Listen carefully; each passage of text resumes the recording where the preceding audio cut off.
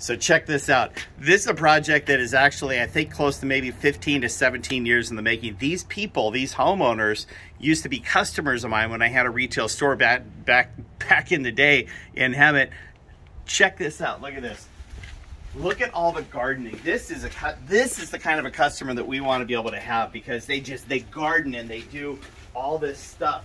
And they have all these beautiful accents. We're talking about a customer that just has passion. I mean, mad passion about her yard.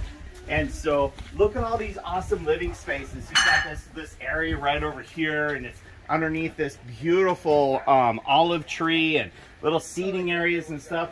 But what did this backyard need? It needed a pond. Check this out. Look at this. So all these little pathways and stuff, all these planters.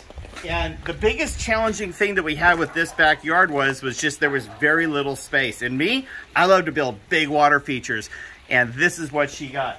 Probably the smallest water feature I've built in years. Well, I didn't actually put my hands on it at all. It was my entire team. I don't think I did a single bit of work on this whatsoever. So to maximize the space, we built a beautiful little block wall over here. This is an Aquascape micro pond, and we used every square inch of what came with the kit. So we've got the micro skim, the micro falls, and this just turned on a few minutes ago. The hose is still filling it. But I'll tell you one of the things that I love the most about this, and then I'm going to kind of bring in a couple of my guys, and we'll discuss it with them too. One of the things I really love about this is just the simplicity in its design. It's elegant. It's a bit of a blend between the natural and, of course, the unnatural. And let's see here, Tavo. This is your lead. You co-built this with Jose, and you guys, this is your child. This is your baby, not mine. Yeah. I sold it. I kind of designed it, but you guys built it. Yeah. How much time did I spend on this thing? Not a lot. Right? Like almost none, right? Maybe less than that, right? Yep. Tavo, what's your favorite part? I want to say the waterfalls cascading over the cave that's about 1.5 feet deep. Okay, check this out. Over here, Tavo put a fish cave, and the opening is right here. And how far? Tell me when to stop. Okay, I'm going. Right there. So we're about a good 18 inches worth of fish cave going straight through here. I love that. When the water is empty and when it's drained, you can see just how beautiful this fish cave is, but it actually goes all the way far back into here. And I love the sound. It's just such a gentle sound coming off the waterfalls. Jose, what's your favorite part? I'm going to have to say my favorite part was probably the wall. Just something a little different than what we've done before, and kind of incorporating our traditional rock building with the wall. And also, we got a cave over here. There's a second cave. Comes out about 2 feet. Yeah. You're kidding me. Yeah. So you got a cave over here too? Yeah. Yep.